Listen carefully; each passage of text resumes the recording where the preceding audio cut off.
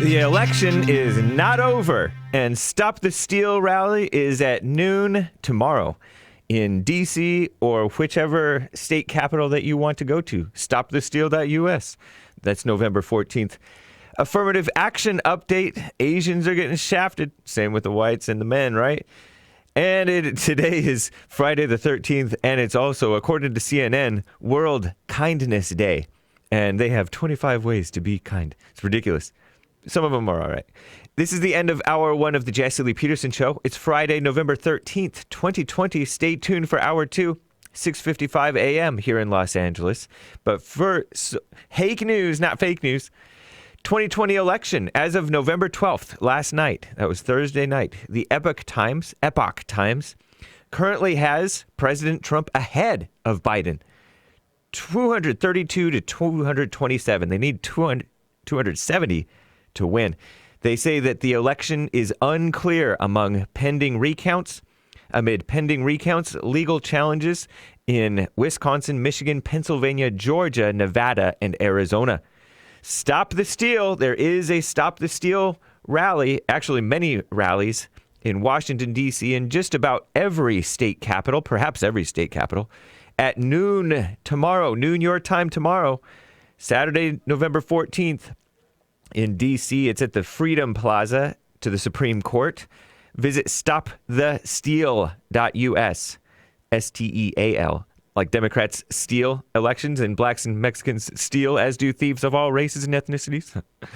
Stop the Steal US for listings and addresses. Affirmative Action, the far-left female outlet, The Skim, reports that yesterday, a federal appeals court ruled that Harvard University does not discriminate against Asians in its admissions process, upholding a ruling from last year. Liberal judges, fake. The case against Harvard began in 2014. I remember it. I was producer for Jesse Lee back then.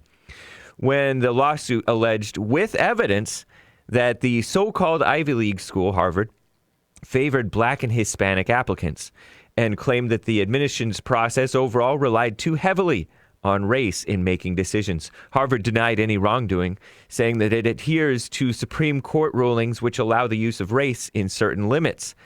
But the latest judgment could put this case on track to go before the Supreme Court because of its unique framing pitting the rights of Asians against other racial groups, which could set a new precedent, whatever that means.